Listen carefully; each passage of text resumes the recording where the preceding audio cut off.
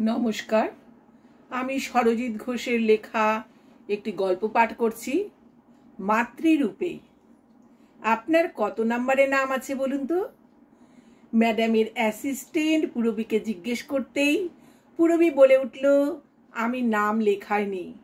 সে কি, ডাক্তার দেখাবেন আর আগে থেকে অ্যাপয়েন্টমেন্ট করে আসেননি? অ্যাপয়েন্টমেন্ট না থাকলে ম্যাডাম তো দেখবে না আপনাকে। আমি আসলে দেখাতে আসিনি, ম্যাডামের সঙ্গে একটু দেখা করতে এসেছি। তাহলে আপনাকে অপেক্ষা করতে হবে, সমস্ত রোগী দেখা হয়ে যাক, তারপর ম্যাডামের সাথে দেখা করবেন।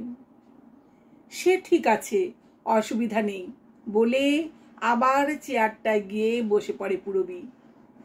পুরবীর পাশেই বসে আছে অনিন্দ। অনিন্দ পুরবীর হাজব্যান্ড আর ছেলেকে সঙ্গে করেই নিয়ে এসেছে ম্যাডামের সাথে দেখা করতে। এই ম্যাডাম অর্থাৎ শহরের নামকরা গাইনোকোলজিস্ট গায়ত্রী বন্দ্যোপাধ্যায় নিজের বাড়িতেই রোগী দেখেন। পুরবীকে গায়ত্রী ম্যাডামের খোঁজ দিয়েছিল ওরই এক বান্ধবী সুস্মিতা। বছর তিনেক আগে অফিস থেকে ফেরার পথে রবীন্দ্র সদন মেট্রো স্টেশনে সুস্মিতার সাথে পুরবীর দেখা হয়। নানা কথোপকথনে সুস্মিতা পুরবীকে জিজ্ঞেস করেছিল, কিরে, তোর সমস্যাটার কিছু সমাধান হলো? বিষণ্ণ মুখে পুরবী বলেছিল, না রে, অনেক ডাক্তারই তো দেখাচ্ছি, কিছুই হচ্ছে না।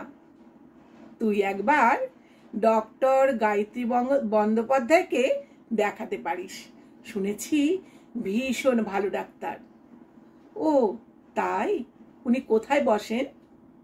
আজ রাতে ফোন করিস একবার, তখন ডিটেইলে তোকে সব বলে দেব। সেদিন সুস্মিতার কথা শুনেই ডক্টর গায়ত্রী বন্দ্যোপাধ্যায়ের কাছে গিয়েছিল পুরবী।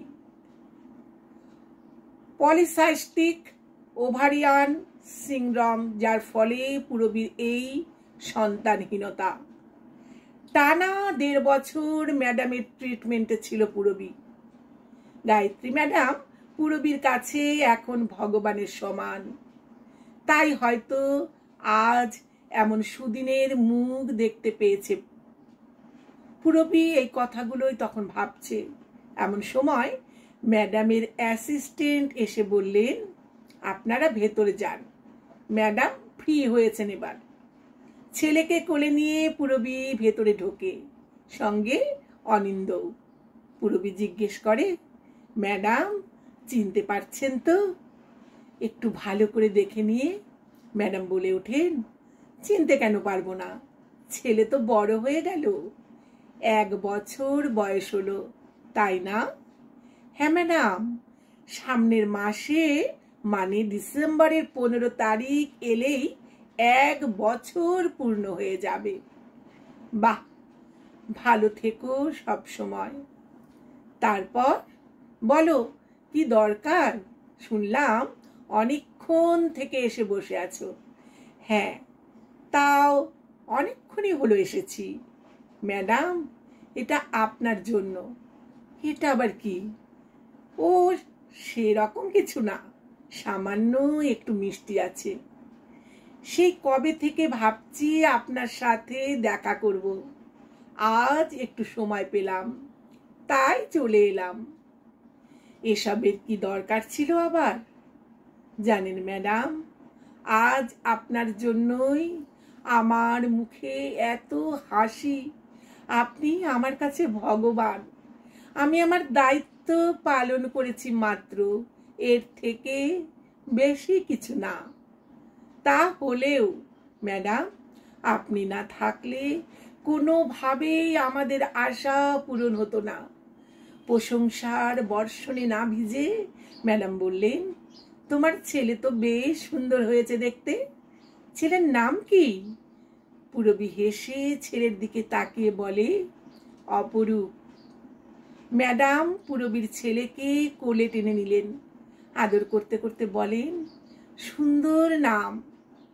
পুরবীও অবাক হয়ে ম্যাডামের দিকে অবাক চোখে দেখছেন এই দৃশ্য। অত বড় একজন ডাক্তার, উনি কি না ডাক্তার তো কি হয়েছে, উনিও তো একজন মা। বিস্ময়ের ঘোর কাটিয়ে পুরবী জিজ্ঞেস করে বসে, ম্যাডাম আপনার ছেলে না মেয়ে? খুব স্পষ্টভাবেই জবাব দিলেন, আমি নিঃসন্তান। কথাটা শুনে পুরবী কিছুক্ষণের জন্য থমকে যায়।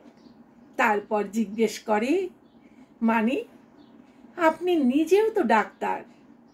তাতে কি, শুধু এটা জেনে রেখো, ভগবান সবাইকে সবকিছু দেয় না। পুরবী এরপর কি বলবে ভেবে পায় না। হয়তো এমন প্রশ্ন করে ম্যাডামের মনটাই খারাপ করে দিল পুরবী। কিন্তু পুরবী তো সে কথা জানতো না, তাই জিজ্ঞেস করে ফেলেছে। মা না হতে পারার যন্ত্রণা পুরবী বোঝে। সমাজ সংসার কেউ তখন বলতে ছাড়ে না। ইতস্তত করতে করতে পুরবী বলে, সরি ম্যাডাম, আমি বুঝতে পারিনি, তাই জিজ্ঞেস করে ফেলেছি। আসলে আমিও এই ধরনের প্রশ্নের সম্মুখীন হতাম, তার উত্তর কি যে দেব সেটাই ভেবে পেতাম না। ম্যাডাম মৃদু হেসে বললেন, না না, সরি বলার কিছু নেই, একদম সাধারণ কথা জিজ্ঞেস করেছ। ওই যে আগেই বললাম, সবাই সবকিছু পায় না। আমি ডাক্তার হলেও আমি তো একজন মেয়ে, আর প্রতিটা মেয়ের মধ্যে সেই মাতৃত্ব আছে। নিজে মা হতে পারিনি তাতে আমার দুঃখ নেই। আমার মাতৃত্বের অভাব পূরণ করে দিয়েছে প্রায় 150-র বেশি বাচ্চা। তারা আমাকে মাদার বলে ডাকে। তাদের নিয়েই আমার একটা স্কুল, ওদের দায়িত্ব, পড়াশোনা সব আমি চালাই। আমার যাবতীয় রোজগার তাদেরই জন্য। আর এই গুরু দায়িত্ব নিজের হাতে সামলাচ্ছেন আমার হাজব্যান্ড।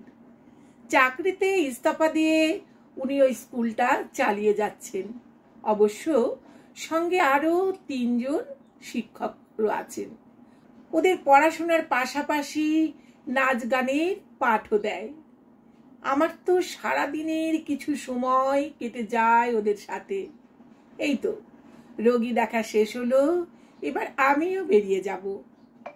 যাবে তো চলো আমার সঙ্গে, আমার সেই সুখের ঠিকানায়, দেখে আসবে অন্তত।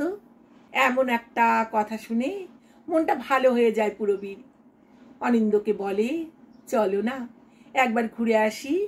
সঙ্গে সঙ্গে অনিন্দ বলে, অবশ্যই যাওয়া যেতেই পারে। সঙ্গে কিছু চকলেট কিনে নেয় পুরবী বাচ্চাদের দেবার জন্য। ম্যাডাম নিজের গাড়িতে ওদেরকে বসিয়ে নিয়ে চলে সেই সুখের ঠিকানায়। পুরবী পৌঁছে যায় ম্যাডামের স্কুলে। সত্যি তো, কত বাচ্চা, কত হাসি মুখ। ম্যাডাম গাড়ি থেকে নামতেই বাচ্চারা ছুটে আসে।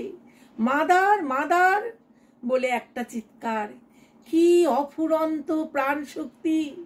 ম্যাডামকে না দেখলে বোঝা যায় না কতটা আবেগ আর ভালোবাসা তাদের জন্য। বেশ কিছুটা সময় বাচ্চাদের সাথে কাটিয়ে ওদের চকলেট বিতরণ করে পুরবী। সত্যি এ একটা সুন্দর মুহূর্ত। পুরবী ম্যাডামকে বলে, এটা দেখে আমি সত্যি অভিভূত। কে বলেছে আপনি নিঃসন্তান? এতগুলো বাচ্চাকে মা রূপে আগলে রেখেছেন, সেই সঙ্গে আরো 1000 মায়ের কোলে বাচ্চা উপহার দিচ্ছেন। আপনি সত্যি মহীয়সী। আপনার এই স্নেহ মাখা হাসি দেখলে প্রাণ জুড়িয়ে যায়। আজ আপনাকে নতুন রূপে চিনলাম। আপনার প্রতি শ্রদ্ধায় মাথা নত করে একটা কথাই বলবো, আপনি মাদার, আপনি প্রকৃত মমতাময়ী মা। নমস্কার। আমার গল্প পাঠ যদি আপনাদের ভালো লাগে তাহলে লাইক, কমেন্ট, শেয়ার ও সাবস্ক্রাইব করে সঙ্গে থাকার অনুরোধ রইল। আর গল্পটি প্রথম থেকে শেষ পর্যন্ত শুনবার জন্য অসংখ্য ধন্যবাদ।